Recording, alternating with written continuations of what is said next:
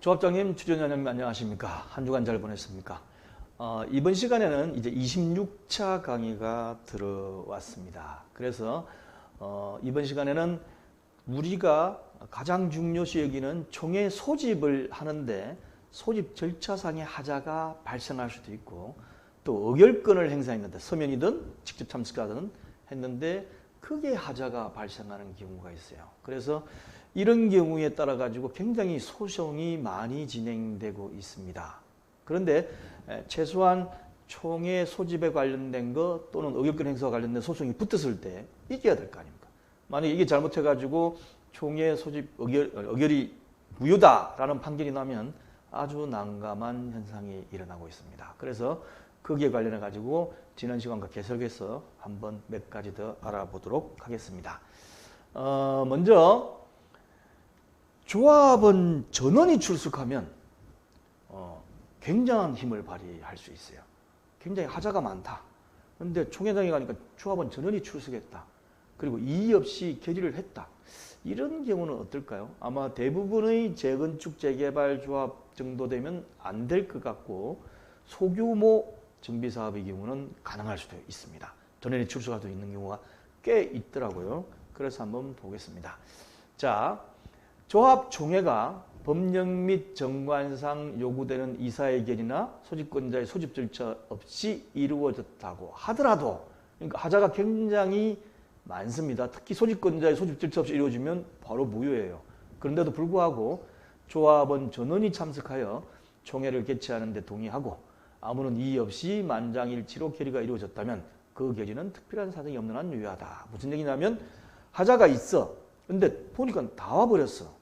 그랬을 경우에 이 총회 개최 계속해도 되겠습니까? 그럼 합시다. 전원이 동의하고 이의 없이 만장일치로 결의가 됐다면 거기에 따른 결의는 특별한 사정이 없는 한 유효하다. 동의를, 그러니까 안건에 대한 동의를 만장일치로 한다는 경우도 있겠지만 그렇지 않고 개최하고는 데 대해서 만장일치로 동의를 한다면 그 다음에 찬반이 나눠질 수도 있겠죠. 각 안건별로는. 그건 특별한 사정이 없는 한 유효하다는 그런 의미입니다. 두 번째, 많이 발생하는 경우예요. 소집 공고, 통지를 위반하는 경우가 있습니다. 이거 난감하죠. 이런 경우는 어떻게 해야 하는지 한번 보겠습니다. 자, 공고가 따로 있고 통지가 따로 있습니다. 공고는 보통 14일 전에 소집 공고를 하고 통지는 총회 개최 7일 전에 하도록 되어 있는 경우가 대부분입니다.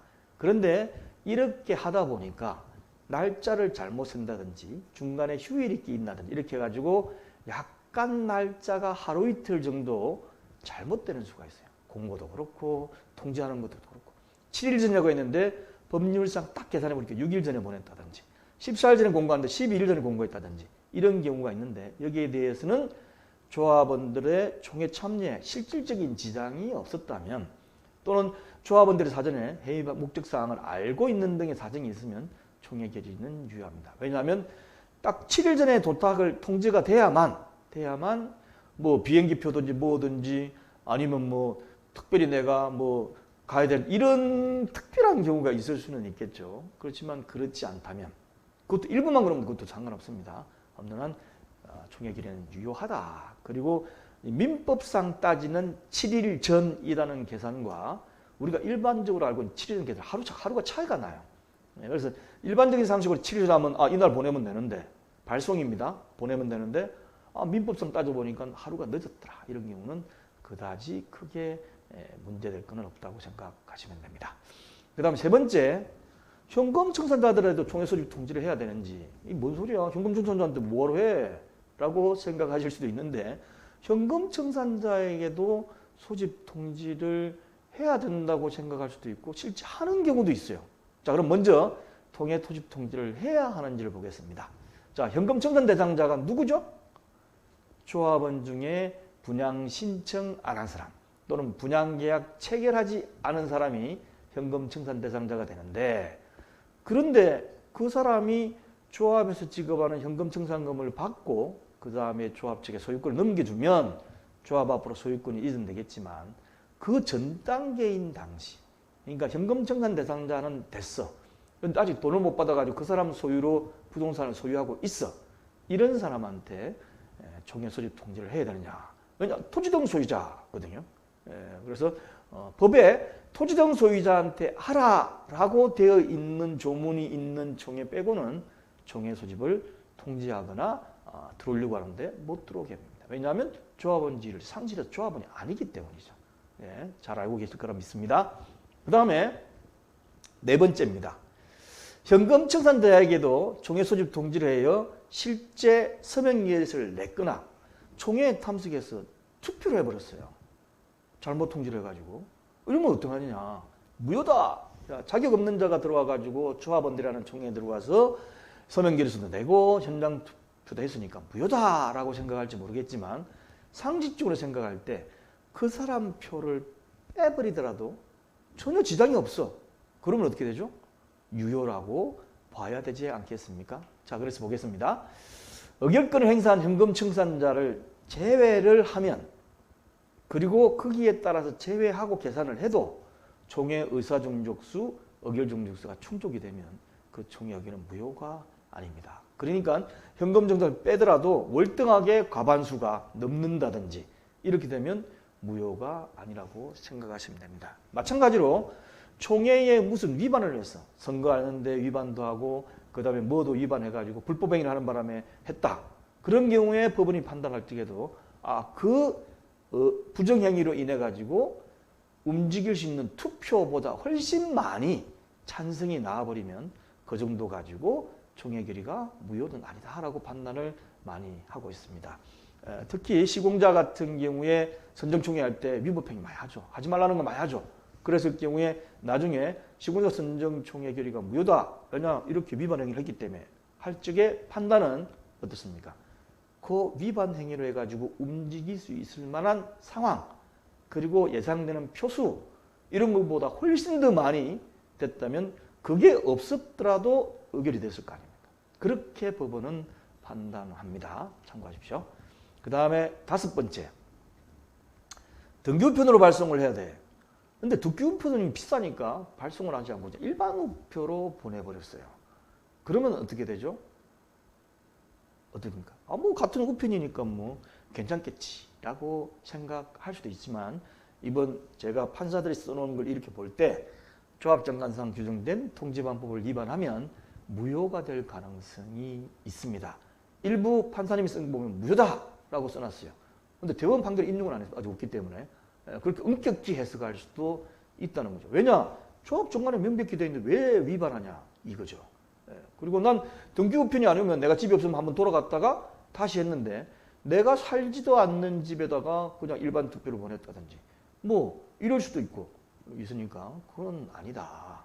그래서 난 반드시 내가 받을 수 있도록 등기우편으로 와야 된다라고 할 수도 있기 때문에 그런데 제가 보기엔 과연 이럴까라는 의심도 조금이 들기는 합니다. 그렇지만 무효라고 쓴 판사도 있다는 걸 참조하시기 바랍니다. 그래서 위험 부담을 줄이려면 우리는 무조건 정관에 규정된 통지방법대로 통지해야 됩니다. 왜 이런 얘기를 하냐면 종종 질문을 받아요. 조합으로부터. 그 등기우편 안 보내 일반 우편 보내면 안 돼요. 등기우편 보내려고 그러니까 너무 시간도 오래 걸리고 돈도 많이 들고 해봤자 반송 또 되고 그러니까 일반 우편 딱 보내버리면 반송은 안 되잖아요. 금방. 그 사람이 살지 않는 사람이 수거해가지고 반송함에 넣어가지고 오면 한참 걸리면 총회 다 끝나고 돼요. 그렇기 때문에 이런 경우는 관계없지 않느냐라고 생각할 수 있는데 이것도 유념을 하시기 바랍니다. 그 다음 여섯 번째, 조합원의 부동산 소유권이 이전됐는데 조합에 신고하지 않은 경우. 갑이 홍길동이 부동산을 소유해가 조합원이었는데 지난달에 팔아버렸어. 그래서 지금 보면 갑순이가 소유자로 되어 있어요. 그런데 조합에 안 알린 거야. 그럼 조합은 알 수가 없지 않습니까? 뭐 몇 명 안 되면 등기부등본을 수시로 심심풀이 땅콩으로 띄볼 수도 있겠지만 그렇지 않고 너무 많으면 다 띄볼 수도 없지 않습니까? 그것도 남은 사유재산권 자꾸 훑어보는 것도 안 맞고 그래서 그냥 예전 주소지로 하면 어떠냐. 그런데 나중에 그 사람이 와가지고 내가 새로운 조합 줬는데 통지도 안 해주고 총회 있는 줄도 모르고 난 못 들어갔으니까 이 총회 무효다라고 할 수 있느냐는 거죠. 자, 이게 정비사 법령 해설집의 정관 부분에 들어가면 제가 이 부분에 관해서 해설을 해놓고 써놓은 부분이 있습니다. 해당 부분을 보면 표준정관 7조에 보면 권리 의무에 관한 사항의 고지공부방법 이렇게 되어 있어요. 자, 1항의 고지공부방법은 이 정관에서 따로 정하는 경우를 제외하고는 다음 각 고의 방법에 따른다.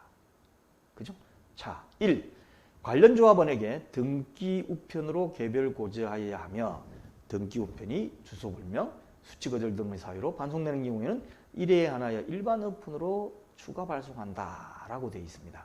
그리고 14일 유상 공강하고 이렇게 되도록 되어 있어요. 근데 이 부분을 제가 쭉 써놨습니다. 그래서 될 수 있으면 조합원들의 주소를 정확히 파악하는 것이 조합의 의무라고 할 수도 있기 때문에 그리고 만약에 신고 안 했을 경우는 어떻게 하는지에 대해서 제가 좀 명백히 줄을 쳐가지고 제 나름대로의 정관안을 만들어 놨어요. 같이 한번 보겠습니다. 1. 조합원의 주소와 연락처가 변경된 경우에는 해당 조합원은 변경된 주소 또는 연락처를 변경일로부터 14일 이내에 조합에 신고해야 한다. 이 경우 신고하지 아니하여 기존 주소지와 연락처로 통지가 간 경우에 해당 조합원은 조합에 이의를 제기할 수 없다라고 썼고, 두 번째, 조합원에게 고지 시에는 고지 당시 조합원 명부에 기재된 주소 및 연락처로 등기 우편 발송 및 휴대폰 문자 발송, 조합의 휴대폰 번호를 신고한 조합원에 한해서 휴대폰 문자 발송을 병행하여 개별 고지하며 라고 제가 넣어놨어요. 왜 그러냐면 우리는 안 그래도 휴대폰 발주하는 종이 오라고.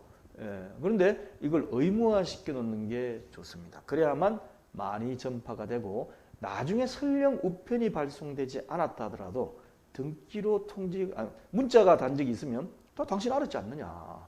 궁금하면 와가지고 조합에 나 못 받았다 라고 할 수도 있는 거기 때문에 관계없다라는 가능성이 더 높아질 수가 있습니다. 그리고 그 다음에 보면 등기 우편이 주소 불명, 수치 거절 등의 사유로 반송되는 경우에는 1회에 한하여 일반 우편으로 추가 발송한다. 단 휴대폰 문자 발송은 고지 내용의 제목 등을 간단하게 발송하면 되고 총 1회 발송을 한다라고 제가 넣어놨어요. 임의적으로 많이 발송하는 건 모르겠지만 일단 이번 총회 때 1호 안건부터 7호 안건이 뭡니다. 1호 안건은 어떤 내용이 이런 정도라기보다 예를 들면 이번 달 말 며칠 몇 시에 조합총회를 개최합니다. 통지물을 참조해 주십시오. 이렇게만 보내도 상관이 없습니다. 자, 그 다음에 세 번째, 등기 우편이 주소 불명, 수치 거절 등의 사유로 반송된 경우에는 해당 조합원의 연락처로 전화하여 주소 변경 여부를 확인한 뒤에 주소 변경이 있을 경우에는 주소 변경 신청서를 제출하라고 촉구해야 한다라고 넣어가지고 조합 직원들한테 이 업무를 주는 게 좋습니다. 그리고 우리가 매달 분기가 끝나면 석 달 만에 한 번씩 소식지를 보내도록 돼 있어요, 보통. 소식지를 보내는 게 아니고 자료 공개 및 통지를 보내도록 돼 있는 보통 소식지 형식으로 보내죠. 그때에 변경된 주소지와 연락처를 조합에 신고달라는 기재를 항상 해야 한다. 부동문자로 넣어놓으면 됩니다. 넣어가지고 우리는 계속 촉구하고 있다라는 것도 필요합니다.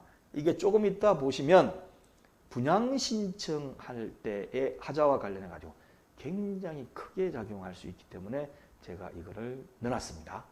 자, 그래서 결론적으로 말하면 정관의 권리 양도 등이나 주소지 변경 시 조합에 신고하도록 규정되어 있는데 이를 하지 않은 경우에 조합에 신고되어 있는 예전 주소로 발송해도 유효하다고 생각하시면 됩니다. 근데 조금 전에 제가 운을 띄웠는데 분양 신청 통지 경우는 다르게 하셔야 돼요. 이게 학업심에서 몇 년 전에 판결이 나기 시작해가지고 굉장히 조합에 애를 먹도록 하고 있습니다. 그래서 분양 신청 통지를 못 받은 사람이 나 못 받았다. 조합은 했다. 어떻게 했냐? 보자. 이렇게 했을 경우에 조합 정관에 보면 되어 있지 않느냐. 정관에 조합에 신고되어 있는 주소지로 보내면 되고 그 다음에 주소가 바뀌었을 때 지가 신고해야 되는 신고 안 했으니까 나는 정관에 따라가지고 예전 주소지로 보냈다. 관계없다. 라고 하는데 판사님들이 한두 분이 다르게 판결을 하기 시작했어요.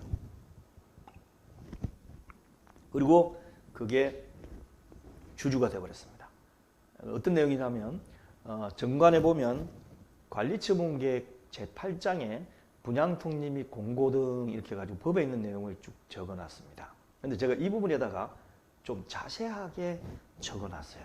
정관안에. 그 이유가 소송을 해보고 판결을 해보니까 판사들은 이렇게 생각하고 있구나. 그래서 여기에 따라 미리 하지 않으면 분양신청 통지가 무효가 될 수가 있고, 거기에 따라 가지고 분양신청 통지를 못 받은 사람, 전체가 무효된다는 거 아닙니다.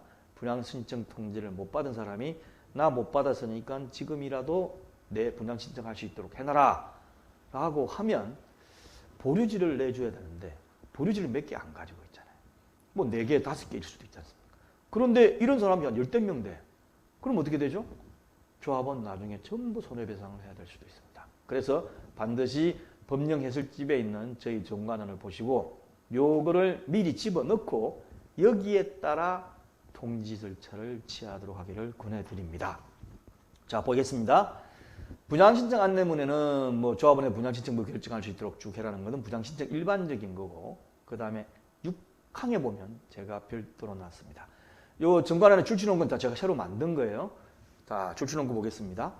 분양신청 안내 및 분양계약 체결 안내에 관한 고지는 조합원 분양권과 관련된 중요한 고지이기 때문에 이에 대한 등기 우편이 반송되었을 경우에는 제2호에 규정된 일반 우편 발송을 일단 하여하며 반송되면 일반 우편 일단 보내야 돼. 정관을 이렇게 만들어 놨으니까 통지를. 그 위에 다음의 조치를 일반 우편 발송과 동시에 추가로 하여야 한다. 어떻게 해야 돼?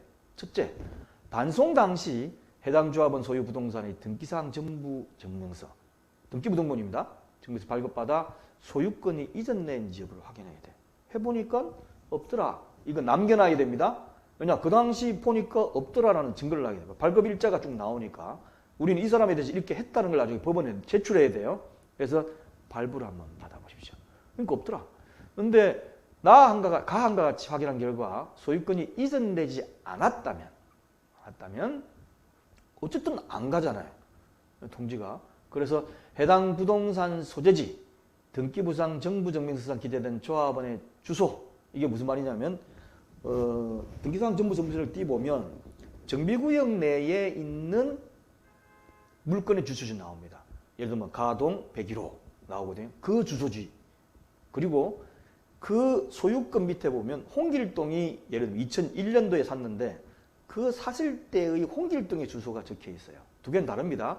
처음 거는 우리 사업지 내에 있는 물건지 주소, 가동 101호고, 그 다음에 그 사람이 이걸 2001년도에 살 때 기재되어 있는 주지 보면 은평구 몇 번지 이렇게 나올 수가 있지 않습니까? 그 주소 둘 다를 보내야 돼요. 그리고 또 하나는 뭐냐면 예전에 조합에 제출한 서류나 서민결의 쓰던 각종 서류에 기재된 해당 조합원의 주소를 확인한 뒤 조합원 명부상 주소와 다를 경우에는 그 주소 전부에 대하여 2호에 기재된 바와 같이 내용 중 부품 일반 부품을 다시 보내라 있는 거죠. 어렵지 않습니다. 않습니까? 이렇게 해서 보내면 돼요. 자, 그 다음에 세 번째, 바뀌었을 경우는 어떡하냐.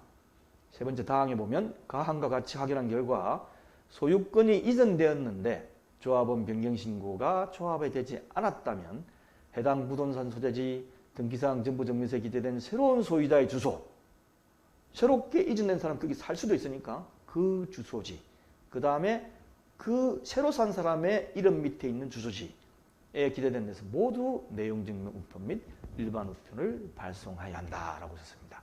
그 다음에 마지막에 조합원 위 등기 우편 발송, 일반 우편 발송, 휴대폰 문자 발송, 등기사항 정부증명서, 해당 조합원이 기존의 조합에 제출한 서류 등에 관한 자료를 보관하여 향후 고지 여부에 대한 분쟁이 발생할 때 이를 증명할 수 있도록 해야 한다라고 써놨습니다.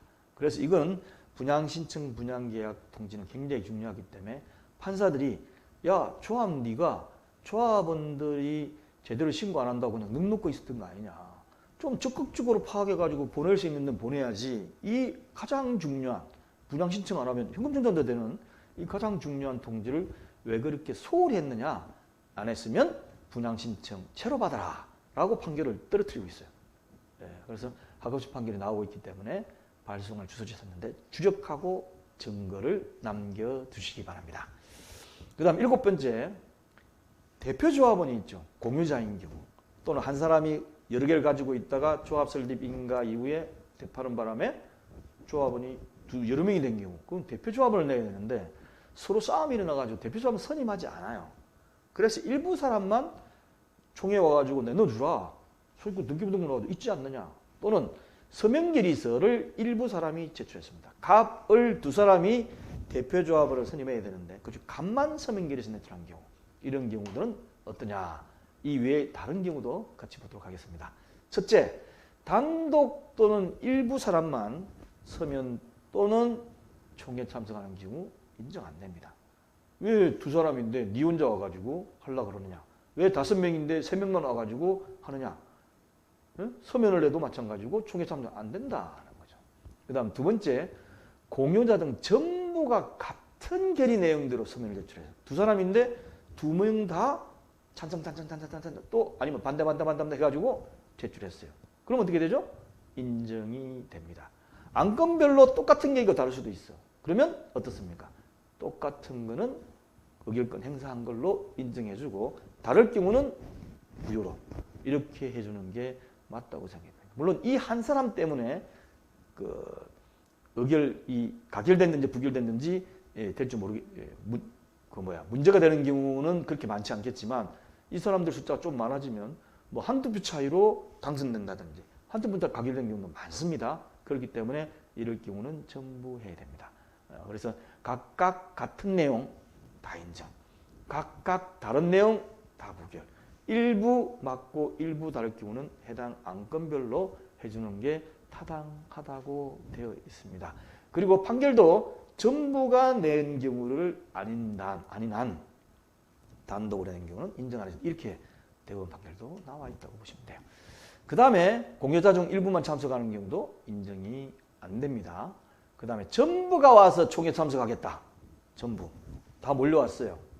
다 몰려와가지고 참석해가지고 다 넣어달라. 그럼 다 넣어줄 수는 없지 않습니까? 그러니까 여기까지 왔는데 우리 지방에서 한꺼번에 와가지고 조합총회가 어떻게 되는지 한번 보고 이 조합이 제대로 되는지를 보고 우리가 대표조합을 선임하려고 한다. 그렇게 해달라 그러면 참관인으로 그냥 들어보내주고 다 의결권 안 주든지. 그럼 이 현장에서 누구 한 사람 대표조합은 선정하는 걸로 해가지고 내십시오. 안 돼. 우리가 결정 못했어. 그러면 다 하는 거죠. 그래서 1인을 대표적으로 선정하지 않으면 인정을 안 해주는 식으로 하시면 되겠습니다. 자, 이게 소송이 자주 일어나고 이런 공방 때문에 많이 싸워요. 없을 것 같죠? 다 소송을 해본 그런 내용 등입니다. 그래서 이런 경우 깨있기 때문에 꼭 제가 말씀드린 것을 체크를 하셔가지고 한번 주의 깊게 보시는 것이 좋겠습니다. 자, R119CO KR에 가면 밑에 있는 하단에 이거를 클릭하십시오. 로그인하고 난 다음에 이거를 클릭해서 공부방 안에 들어가면 오른쪽 위에 학습하기라고 빨간색으로 떠요. 이미 하신 분은 뜨기 때문에 그걸 가지고 한번 참조를 하시면 되겠습니다. 감사합니다.